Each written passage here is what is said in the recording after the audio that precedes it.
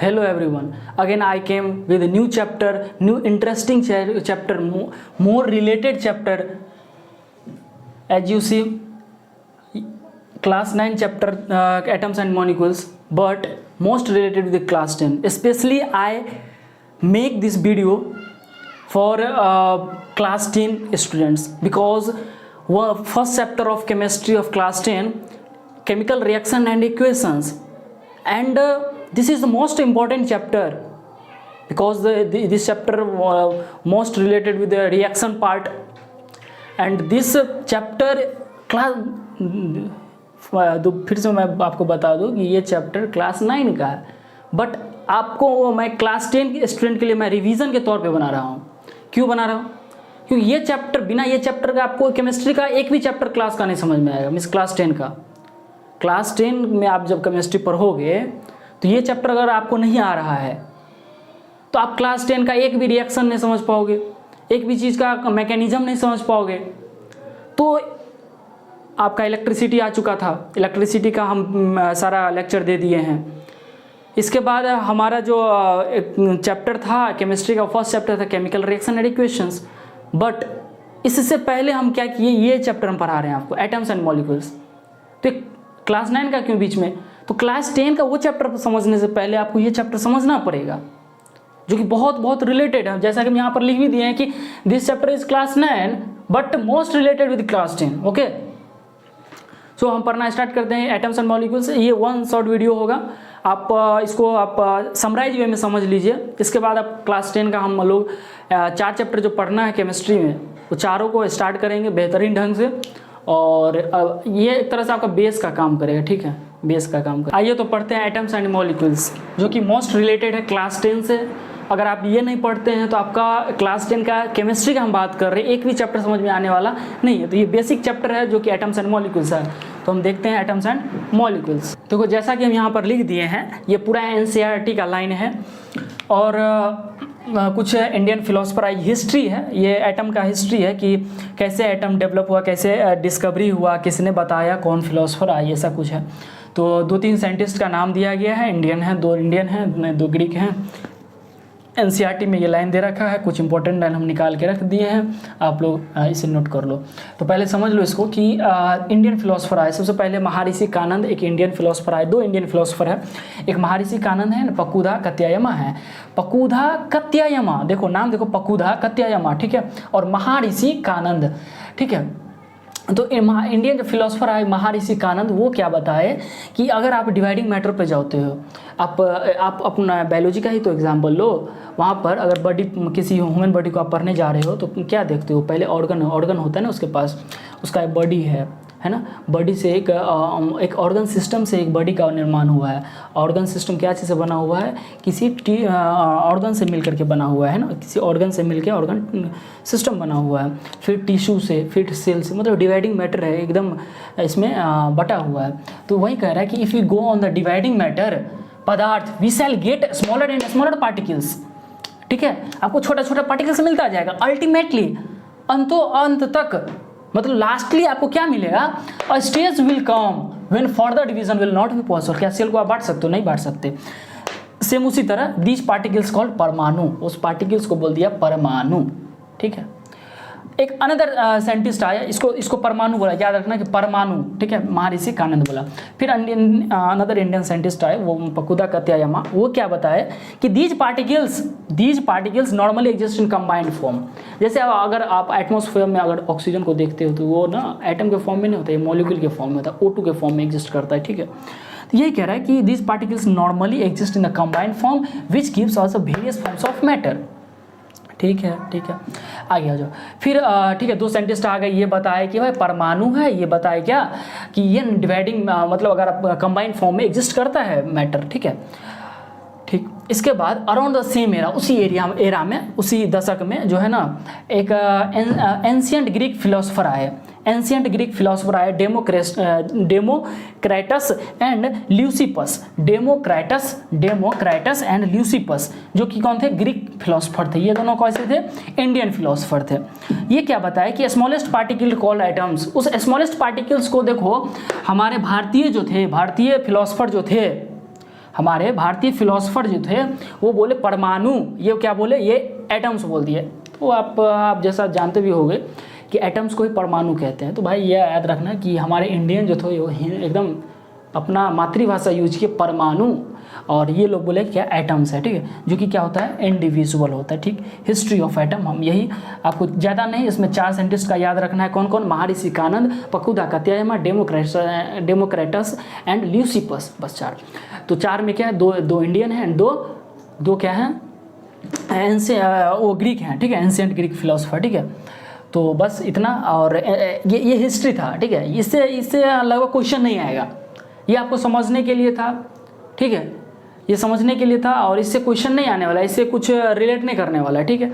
तो ये आपको समझाने के लिए हम बता दिए कि अगर कोई 9th वाले स्टूडेंट्स भी देख रहे हैं तो पूरा उनका प्रॉपर चैप्टर ही तैयार हो जाए, ठीक है। इसको प्रूफ करने के लिए, इसको एक्सप्लेन करने के लिए हमारे पास कौन आए, एंटोनी लेवोजियर, जो कि फादर ऑफ केमिस्ट्री है, मतलब बापूजी आ गए, हमारे रसायन के बापूजी आ गए, एंटोनी एन लेवोजियर। और बताना स्टार्ट किया कि देखो भाई 2 नियम पहले लिखो, 2 नियम पहले समझ लो, हमारे यूनिवर्स में एग्जिस्ट करता है 2 नियम, उस नियम को फॉलो करो और पता करो कि भाई क्या है।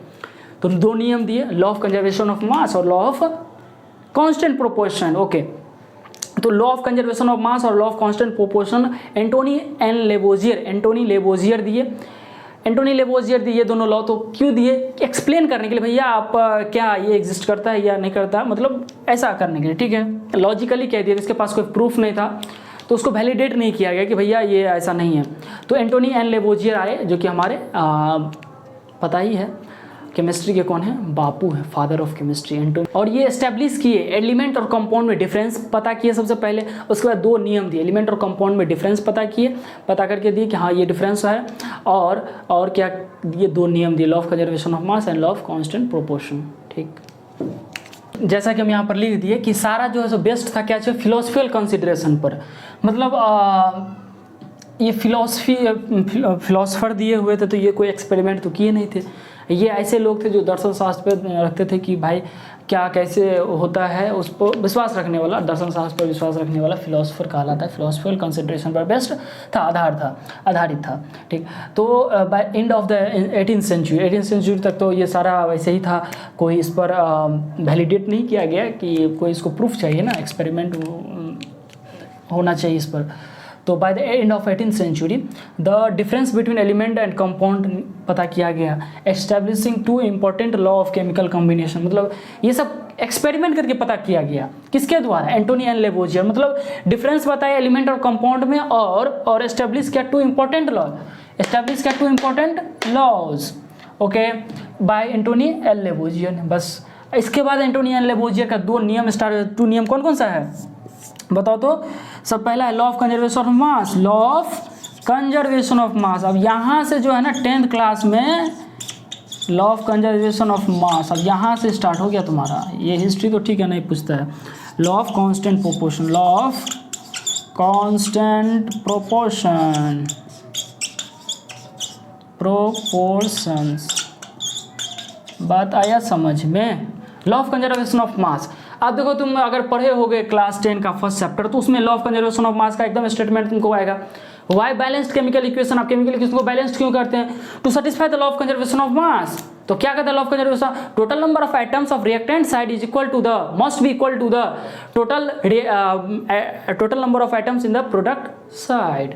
तो ये लॉ एकदम पूछ देगा। तो मतलब यहाँ से तुम्हारा स्टार्ट हो गया, अब तुम एकदम सतर्क हो जाओ, अलर्ट हो जाओ कि भाई इसको समझ लेना है, बेस को तगड़ा कर लेना है। ये क्या है, law of chemical combination, 2 Antoine L Lavoisier ने दिया था। तो एंटोनी एल लेवोजियर 2 लॉ जो दिया, ये 2 लॉ का स्टेटमेंट आप याद कर लो सबसे पहले। लॉ ऑफ केमिकल कॉम्बिनेशन है, law of conservation of mass states that, एकदम इसका रटा होना चाहिए जवान पे, एकदम जवान पे रटा होना चाहिए कि mass can neither be created not be destroyed in a chemical reactions. Mass can neither be created not be destroyed in a chemical reaction, मतलब मास जो है ना ही इसको उत्पन्न मतलब बनाया जा सकता है, ना ही उसको तो मतलब घटाया जा सकता है केमिकल रिएक्शन में, ठीक है। मतलब केमिकल रिएक्शन में जो प्रोडक्ट साइड जितना वेट है, अगर हम वाटर को अगर स्प्लिट कर रहे हैं H2 + O2 में, अगर वाटर को हम इलेक्ट्रिसिटी दे करके, अगर हम वाटर में इलेक्ट्रिसिटी दे करके H2 और O2 में स्प्लिट कर रहे हैं तो जितना मास H2O का था उतना ही मास H2 प्लस O2 का होगा। ठीक है, H2 प्लस O2 का होगा, O2 H2 प्लस O2 का होगा। अब बताओ यहाँ पर हम लिखते हैं कभी कभी H2O को तोड़ते हैं H2 प्लस O लिख देते हैं, क्या ये सही है? नहीं, सही नहीं है, यहाँ O2 होगा जब बैलेंस करेंगे तो। हालांकि टूटेगा तो H2 प्लस O2 भी टूटेगा। क्यों टूटेगा H2 प्लस O2 में? क्योंकि भाई O2 में एग्जिस्ट करेगा, ना ही O में। ठीक है, तो ये समझ लो कि mass can neither be created not be destroyed in a chemical reaction, एकदम रटा होना चाहिए। फिर दूसरा क्या है? Law of constant proportion. Law of constant proportion क्या है? इन अ केमिकल सब्सटेंस में the element are always present in a definite proportion by mass. अब देखो वाटर में, एक बताओ, वाटर में है कौन कौन सा एलिमेंट है? वाटर में हाइड्रोजन और ऑक्सीजन एलिमेंट है, हाइड्रोजन और ऑक्सीजन एलिमेंट है। ठीक है, तो हाइड्रोजन का मास कितना है इसमें? मास 2, इसका 8, मास कितना?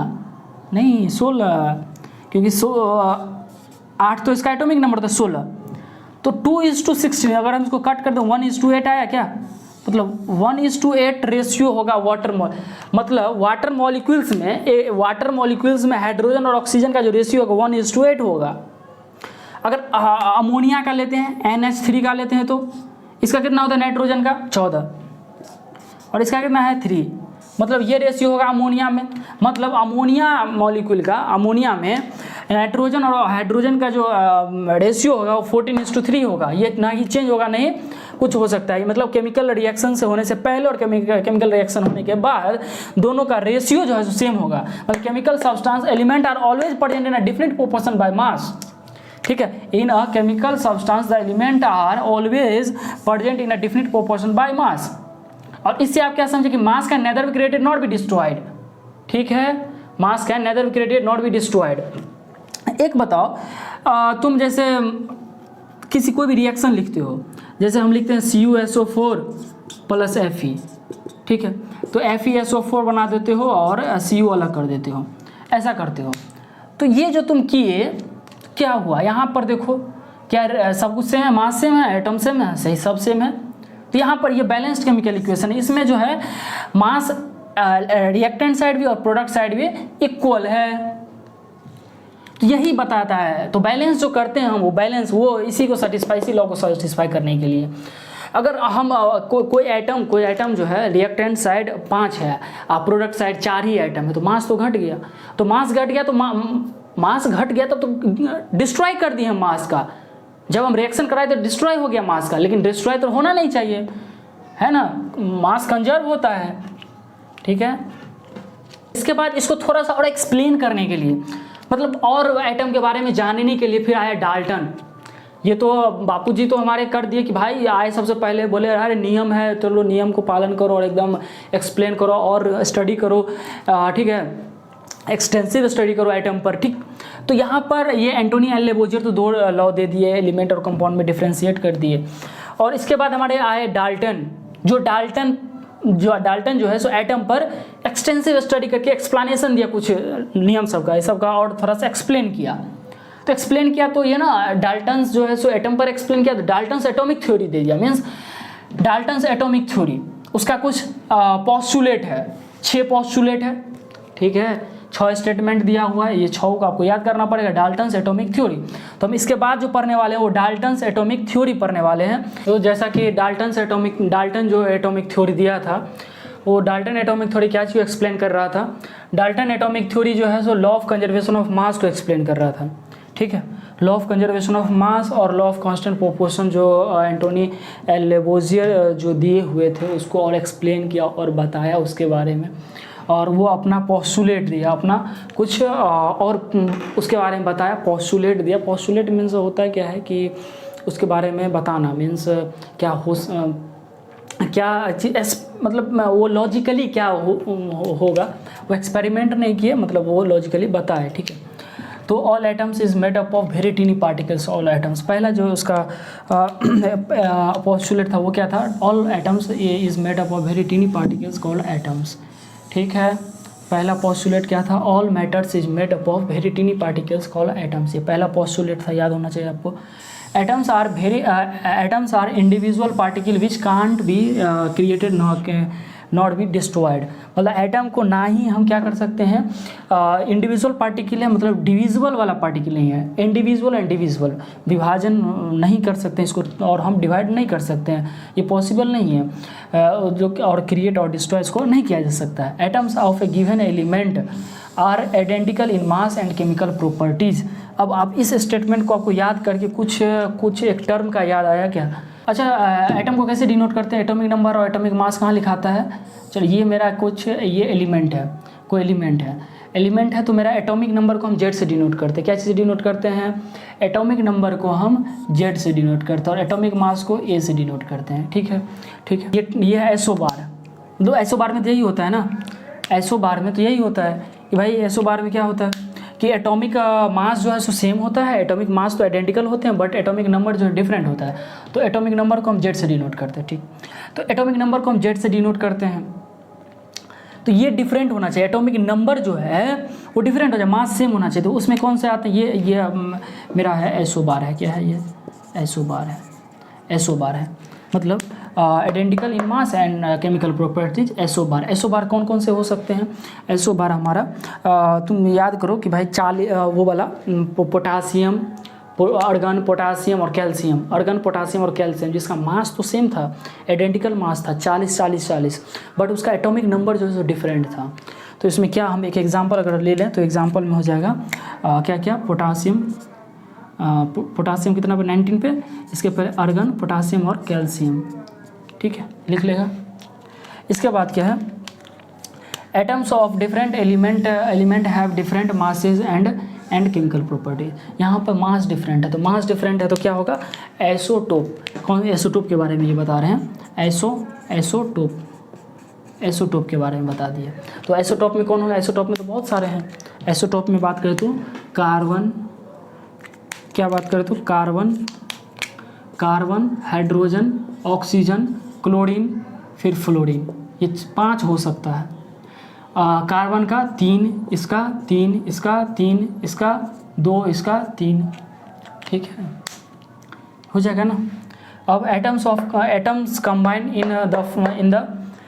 Combine in the ratio of small whole numbers to form compound. मतलब एटम जो जुड़ेंगे किसी, जैसे वाटर मॉलिक्यूल है, इसमें 2 हाइड्रोजन है, 1 ऑक्सीजन, ना ही 1.5 हाइड्रोजन है एंड 1.3 और ऐसा कुछ नहीं है, मतलब डेसिमल में नहीं, होल नंबर में है। यही कह रहा है कि एटम्स जो कंबाइन होगा in the ratio of small whole numbers to form compound. ठीक, relative number and kind of atom are constant in the given compound. मतलब रिलेटिव नंबर, उसका जो नंबर होगा एंड काइंड ऑफ एटम्स जो होंगे constant होंगे given compound में। ठीक है, तो ये डाल्टन का एटॉमिक थ्योरी है। ये आपको ये जो 6 पॉइंट है एकदम आपको बिल्कुल याद होना चाहिए, एकदम रटा होना चाहिए। ये 6 पॉइंट एकदम आपको याद होना चाहिए, 1 2 3 4 5 एंड 6।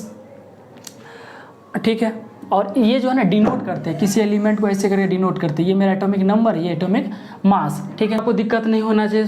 पहले ही ऑलरेडी आपको एक वीडियो दे दिया गया, छोटा सा video, atom, molecule, element, compound में डिफ्रेंशिएट करना एकदम बेहतरीन ढंग से, जैसा कि आपको यहाँ पर दिख रहा है। ये थंबनेल है, आप जा करके देखो, एलिमेंट, कंपाउंड, एटम, मॉलिक्यूल, एकदम आपको क्लियरिटी हो जाएगा। कोई दिक्कत वाली बात, कोई कन्फ्यूज़न नाम का चीज़ होगा ही नहीं। वहाँ पर आप जाओगे, आपका confusion will get lost, completely lost. Okay, so atom के बारे में हम नहीं बताने वाले हैं, हालांकि ये आप जानते भी हैं एटम क्या है, सबसे छोटा पार्टिकल है। ओके, किसी मैटर का। तो हम बात करेंगे कि एटम का साइज़ क्या होता है, एटम को डिनोट कैसे करते हैं, है ना, एटम से कैसे एलिमेंट बनता है। ठीक, तो इसका हम साइज बताएंगे, मतलब एटम का साइज क्या होता है, साइज। ठीक है, साइज तो ये नॉर्मली ना ये नैनोमीटर में या फिर मीटर में, तो हम बता दें आपको कि 1 मीटर इक्वल्स टू 10⁹ नैनोमीटर होता है। ठीक है, ये यूनिट होता है। अगर आपको पता है क्या, वाटर जो मॉलिक्यूल है मेरे पास, वाटर मॉलिक्यूल या फिर हाइड्रोजन ही ले लें, H2, मतलब हाइड्रोजन जो ले लें, तो हाइड्रोजन का साइज़ कितना होता है, 10⁻⁻10 मीटर होता है। ठीक है जी, तो हाइड्रोजन एटम का बात कर रहे हैं, हाइड्रोजन एटम का इतना साइज होता है। अगर हम वाटर का ले लें, वाटर मॉलिक्यूल का ले लें, 9 मीटर होता है। अगर एप्पल का हम ले लें, अगर हम, ये तो बहुत छोटा हो गया, अगर एप्पल का ले 10⁻⁻1 मीटर। ठीक है, अब हम देखते हैं कि एटम को क्या चीज़ से डिनोट करते हैं, क्या कौन से साइंटिस्ट आए जो सिंबल दिए एटम को डिनोट करने के लिए, एलिमेंट को डिनोट करने के लिए। ठीक, तो सबसे पहले ना डाल्टन आए। कौन आए? डाल्टन, वही डाल्टन जो एटम पर थ्योरी दिए हुए थे, डाल्टन एटॉमिक थ्योरी। तो सबसे पहले कौन आए? डाल्टन आए, डाल्टन। और डाल्टन क्या बोला? डाल्टन बोला भाई आप एक से कोई सिंबल, जैसे हाइड्रोजन का ये बनाया था, ऐसे कर करके कोई सिंबल दिया। उसके बाद एक आया बर्जीलियस, बर्जीलियस आया। बर्जीलियस क्या बोला कि आप क्या करो, जो भी नाम है आपके एलिमेंट का, उस एलिमेंट का जो भी नाम है, जैसे हाइड्रोजन अगर नाम है तो आप क्या करो कि इसका फर्स्ट लेटर ले लो, उसका फर्स्ट लेटर लो, उसका सिंबल हो जाएगा। अगर कोई फिर तो हीलियम, अगर हीलियम तो हीलियम का भी एच लेना पड़ेगा। तो ऐसा नहीं करो आप, ये फर्स्ट लेटर तो एच, फर्स्ट लेटर तो कैपिटल ही रखो, फर्स्ट लेटर क्या रखो? कैपिटल ही रखो, और सेकंड लेटर क्या लो? स्मॉल। तो ये हाइड्रोजन का एच, तो हीलियम का क्या कर लिया? एच ई कर लिया, हीलियम का एच ई कर लिया। ऐसे ही करके तो यहाँ क्या था कि first letter must be capital and second letter must be small. बाद में जो है सो आईयूपीएसी नाम आया, जो ये ऑफिशियल ये रिकमेंड किया कि किसको मानना चाहिए, डाल्टन को या फिर बर्जीलियस को। तो आईयूपीएसी जो है सो इसका फुल फॉर्म अगर हम बताएं आपको तो international union of pure and applied chemistry होता है। मीन्स ये एक एजेंसी है जो सब कुछ को वैलिडेट करता है कि हाँ ये सही है। International union of pure and applied chemistry,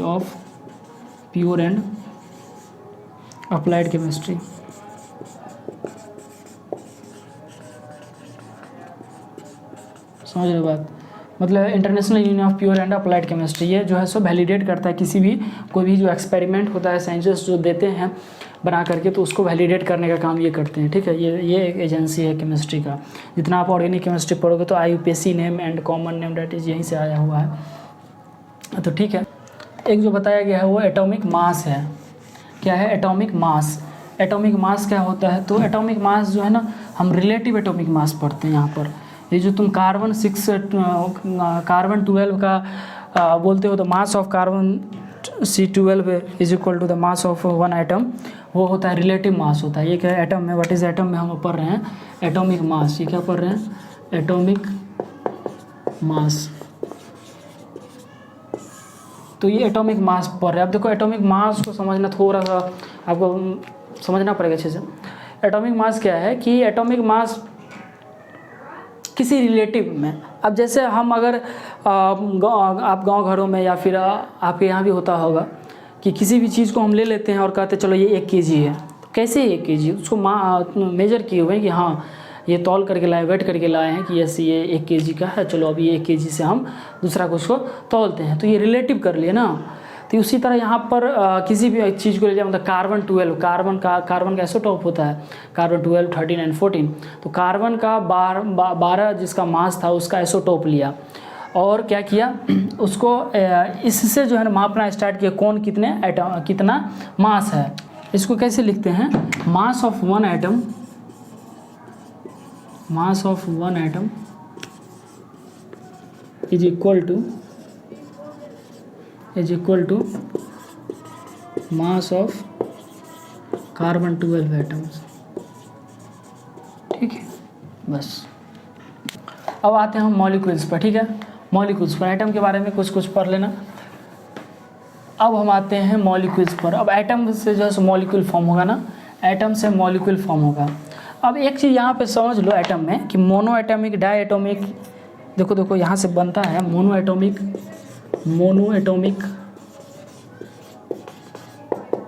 die atomic, triatomic, ऐसा आप बोलते होंगे। और इधर एक और यूज हो जाता है मोनोवैलेंट एटम्स बोलते हैं, डाईवैलेंट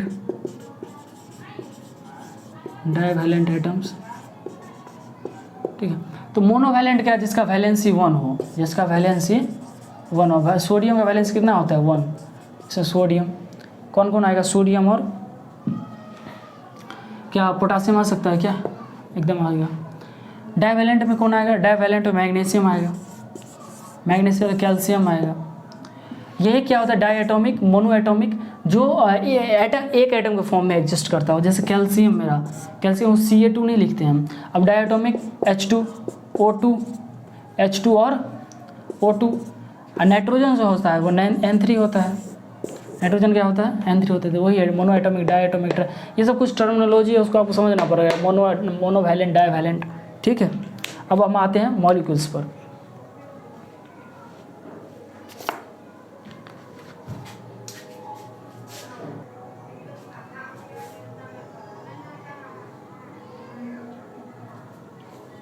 यहाँ पर अब मॉलिक्यूल, ये मॉलिक्यूल क्या होता है? मॉलिक्यूल होता है group of atoms which are similar chemical properties, ठीक है।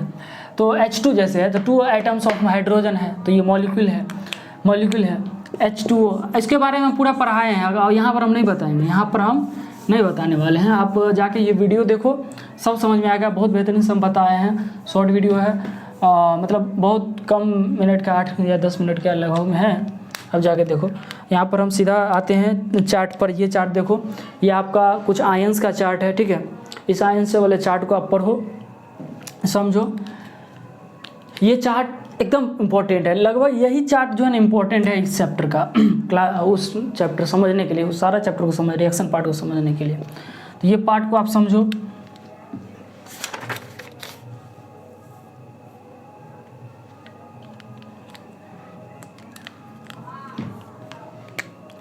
अब देखो, अब हम बताते हैं कि कोई भी मॉलिक्यूल कैसे बनता है। कैल्शियम है, ठीक है, ऑक्सीजन है। तो कैल्शियम पर कितना चार्ज, कैल्शियम पर कितना चार्ज 2+, इस पर 2- है ना। तो अगर कैल्शियम ऑक्साइड बनाता है CaO, ठीक है। अब वैलेंसी कैसे निकालते हैं, ये +2 -2 कैसे लिख दिए? तो इलेक्ट्रॉनिक कन्फिग्रेशन पढ़ना पड़ेगा आपको, इलेक्ट्रॉनिक कन्फिग्रेशन। तो इलेक्ट्रॉनिक कन्फिग्रेशन बता दिया जाए, चलो ये मेरा इलेक्ट्रॉनिक कन्फिग्रेशन है। ये सब सेल लेवल पे SPDF 4 होते हैं, SPDF। S में कितने इलेक्ट्रॉन होते हैं? S में 2 इलेक्ट्रॉन, P में 6 इलेक्ट्रॉन, D में 14 इलेक्ट्रॉन, एंड F में, मतलब D में 10 इलेक्ट्रॉन, F में 14 इलेक्ट्रॉन। मतलब F सब सेल में 14 इलेक्ट्रॉन, D सब सेल में 10 इलेक्ट्रॉन, P सब सेल में 6 इलेक्ट्रॉन, S सब सेल में 2 इलेक्ट्रॉन। ये तो सब सेल लेवल पर है। और सेल लेवल पे आप क्या कहते थे? KLMNOP 7 तक ना, 1 2 3 4 5 6 एंड Q। तो आप इसमें कहते थे 2 इलेक्ट्रॉन है, इसमें कितना 8 इलेक्ट्रॉन, इसमें कितना 18 इलेक्ट्रॉन है। ऐसे करके आप बिठा देते थे। क्या चीज़ पे बिठाते थे? 2n² पे बिठाते थे। 2n का मतलब यहाँ पे सब सेल 1, तो 1 का स्क्वायर और 2:1 का स्क्वायर बोलते थे 2, यहाँ पे 2 तो 4 8 18, ऐसे करके आप बैठा दिए, ठीक है। तो हम ये कहना चाहते हैं कि ये सब सेल लेवल पर है। यहाँ पर जो भराएगा वो electron 1s 2s 2p 3s 3p, ये हो गया। तो अब बताइए कि भाई अब हम इलेक्ट्रॉनिक कन्फिग्रेशन अगर हम निकालें, हम किसी चीज़ का निकालें, अगर हम कैल्शियम का लेते तो कैल्शियम का atomic number 20, atomic number calcium का 20। तो 2 8 अगर सेल लेवल पर करें तो 2 8 8 और 2, तो ये 2, तो 2 है वो गेन करेगा, लूज करेगा, तो लूज कर देगा। ये आपको ये याद होना चाहिए। 1 2 3 4 5 6 7 एंड 8, ये 8 इलेक्ट्रॉन। मतलब ये जो ये रहेगा आउटरमोस्ट वैलेंस सेल में, आउटरमोस्ट सेल में, वैलेंस सेल में, या फिर ये रहेगा वैलेंस सेल में। तो ये जो वैलेंस सेल में रहेगा ये इतना 1 2 3 4 अगर 1 इलेक्ट्रॉन हो या 2 इलेक्ट्रॉन हो या 3 इलेक्ट्रॉन हो या 4 इलेक्ट्रॉन हो, 1 से 4 तक अगर इलेक्ट्रॉन वैलेंस सेल में, लास्ट सेल में हो, तो ये क्या करेगा? ये लूज कर देगा भाई, ये लूज कर देगा इलेक्ट्रॉन को, ये इलेक्ट्रॉन को लूज कर देगा। ये क्या करेगा? गेन करेगा इलेक्ट्रॉन को। इलेक्ट्रॉन क्यों ऐसा करेगा? क्योंकि देखो भाई, इसको ऑक्टेट, कोई भी जो है ना ऑक्टेट पूरा करना चाहता है, कोई भी एटम जो है सो ऑक्टेट पूरा करना चाहिए। ऑक्टेट क्या होता है? 8 इलेक्ट्रॉन अपने आउटरमोस्ट सब सेल में रखना चाहता है। और ऑक्टेट करने से क्या होता है? स्टेबिलिटी होती है, स्टेबल हो जाता है। इसके बाद रिएक्शन में पार्टिसिपेट नहीं करता है। जैसा कि आप देखे होंगे एक पीरियोडिक टेबल में 18वां ग्रुप जो है, 18th ग्रुप, वो क्या है? ये मेरा इनर्ट गैस है, inert gas, okay, noble gas या इनर्ट गैस, ठीक है। तो नोबल गैस या इनर्ट गैस है जो रिएक्शन में पार्टिसिपेट नहीं करता है, एक्सेप्शनली कभी कभी हो जाए, बट ये स्टेबल कंपाउंड है। आप निकालो उसका सबका 18th ग्रुप में कौन कौन से आते हैं, helium, neon, argon, krypton, xenon, radon. तो ये सारे का जो है अगर ऑटोनॉमस सेल में अगर निकालोगे तो 8 इलेक्ट्रॉन निकलेगा। मीन्स ये ऑक्टेट पूरा कर लिया, स्टेबल है ये। तो स्टेबल है तो उसको ज़रूरत नहीं है, ठीक है। अब आता है कि 1 2 3 4 को क्या चाहेगा, तो ये लूज करके अपना स्टेबल चाहेगा। अगर देखो 6 इलेक्ट्रॉन तो इसको कोई नहीं देगा, ये क्या करेगा, इसी इलेक्ट्रॉन को कहेगा तुम हट ही जाओ, मेरे पास ये वाला वैलेंस सेल बन जाएगा, मतलब तब हम स्टेबल हो जाएंगे, ठीक है।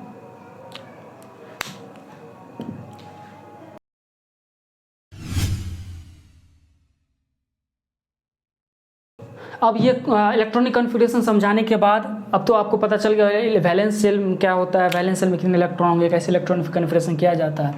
तो आप कुछ कंपाउंड का फार्मूला कैसे इस्टेब्लिश करते हैं वो बता रहे हैं, ताकि आपको याद करने में, फार्मूला बनाने में कोई दिक्कत ना हो। अब देखो HCl, वो HCl कैसे बना हुआ है। अच्छा H2Cl हम क्यों नहीं लिख दिए, HCl2 क्यों नहीं लिख दिए, HCl ही क्यों लिखाया। तो ये सब हम बताने वाले हैं कि ऐसा क्यों होता है। अगर हम इसको बोल दिए H2Cl2 बोल दे क्या गलत हो जाएगा, तो हम ये सब आपको बताने वाले हैं कि भाई कैसे ये बना हुआ है। तो हम बताते, देखो ये बना हुआ है हाइड्रोजन और क्लोरीन के एटम से मिलकर के बना हुआ है, हाइड्रोजन और क्लोरीन है। हाइड्रोजन में कितने होते हैं, +1 होते हैं, इसमें कितना होते हैं, -1 होते हैं। ये आपको समझ में आना चाहिए। अब देखो क्लोरीन का 17 था, तो 2 8 क्या बोले 7 बोले, 287 बोले, तो 287 बोले तो ये क्या करेगा, लूज करेगा, गेन करेगा। भैया ये गेन करेगा, तो गेन करेगा तो निगेटिव गेन करेगा। अगर ये गेन करेगा तो निगेटिव चार्ज होगा, निगेटिव चार्ज होगा। अगर गेन करेगा तो निगेटिव चार्ज होगा। अगर निगेटिव चार्ज हो रहा है, अगर गेन कर रहा है तो ये कौन होगा, कैटायन, ये ना एनायन होगा, कैटायन नहीं एनायन होगा, ठीक। तो Cl- लिखाता है, ये जो आयनिक फॉर्म में लिखाता है क्लोरीन, वो Cl- लिखाता है। इसको इसलिए क्या लिखेंगे, इसको हम HCl लिख देंगे। क्या लिख देंगे, HCl लिख देंगे। समझ में आया क्या, ठीक है। एक्चुअली इसको हम क्रॉस करते हैं, क्या क्रॉस करते हैं, यहाँ 1 1 है तो ये कैंसिल हो गया। अब देखो H2S कैसे बना, तो हाइड्रोजन और सल्फर से मिलकर के बना हुआ है। हाइड्रोजन का कितना, हाइड्रोजन का 1 +1, सल्फर का कितना, सल्फर का निकालो, सल्फर का कितना होता है एटॉमिक नंबर, सल्फर का 16, 2 8 8, बताओ 8 लिखा है क्या, नहीं, ये 6। तो ये कितना, ये गेन करेगा कितना इलेक्ट्रॉन, 2 इलेक्ट्रॉन, तो -2 है ना, -2, तो यहाँ -2। अब इसको क्रॉस करो, क्या होगा, H2S लिखाएगा क्या, हाँ लिखाएगा।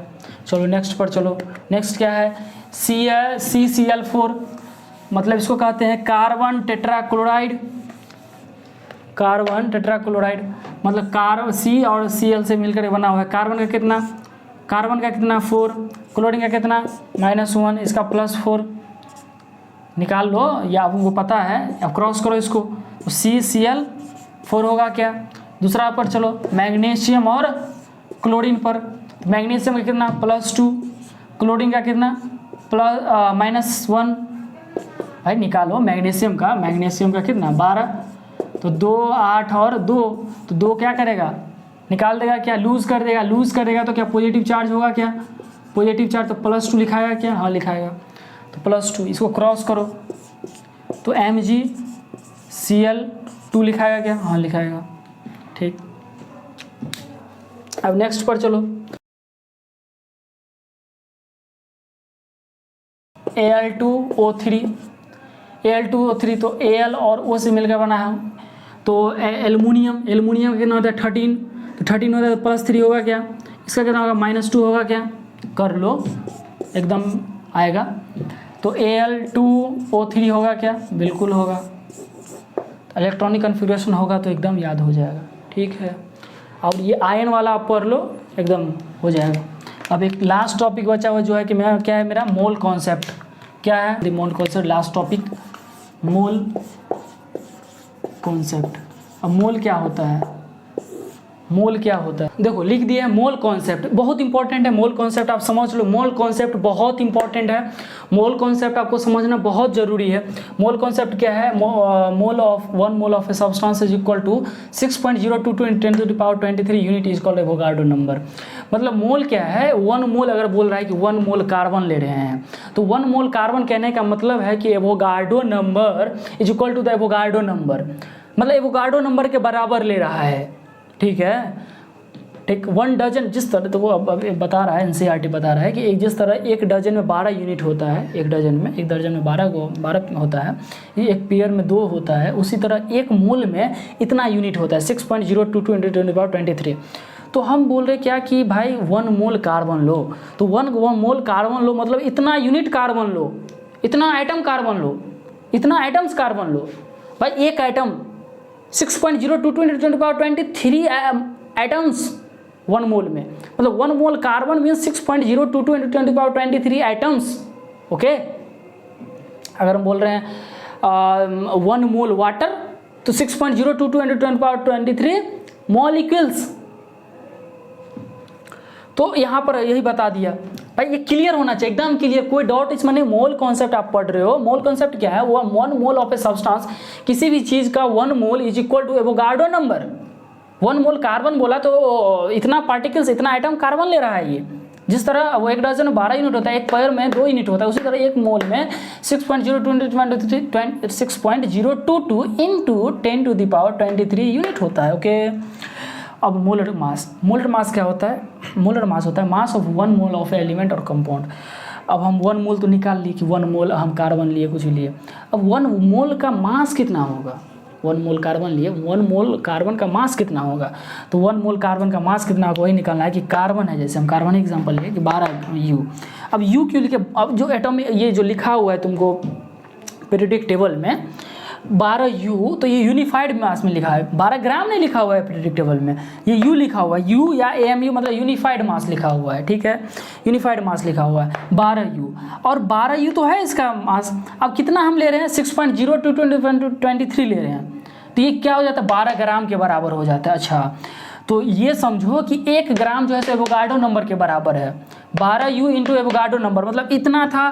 देखो एक आइटम मतलब 1 मोल ऑफ कार्बन ले रहे हैं हम, 1 mole of mass of 1 mole of carbon निकाल रहे हैं ना, तो 12U इसका मास है U, और ग्राम में हमको निकालना है, मतलब ये इसको मल्टीप्लाई किया तो 12 ग्राम है, तो मतलब कहने का ये मतलब है कि 12 ग्राम में हो गया ये, ठीक है। H2O बाट 18U × एवोगाड्रो नंबर 18 ग्राम, ये हो गया। अब तुमको बताते हैं कि मोल होता क्या है।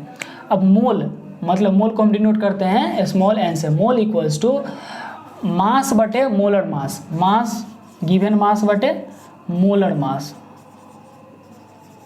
बट ये दोनों क्या होना चाहिए, ग्राम में होना चाहिए।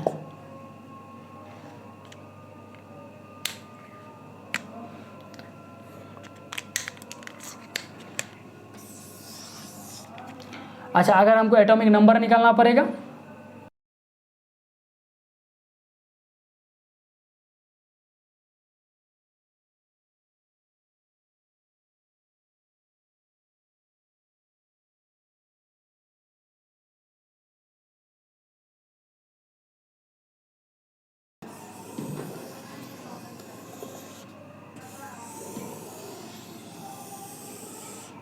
तो यहाँ पर क्लियर करके लिख दिया कि मोल क्या होता है, नंबर ऑफ मोल अगर हमको निकालना है, नंबर ऑफ मोल निकालना है तो मास बटे मोलर मास, मास बटे मोलर मास।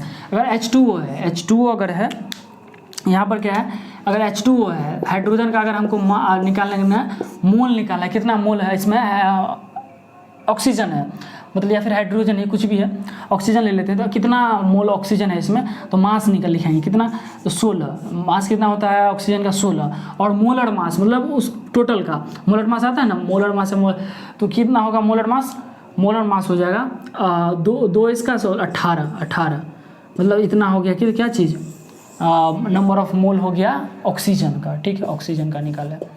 अब नंबर ऑफ पार्टिकल्स निकालना है, मास बटे molar mass into Avogadro number, एकदम आप इसको याद रखो, कोई दिक्कत नहीं होने वाला है कुछ। अब हम प्रैक्टिस सेशन जल्दी लाने वाले हैं, इसका एकदम डाउट क्लियर हो जाएगा, ठीक है। So thank you for watching this video.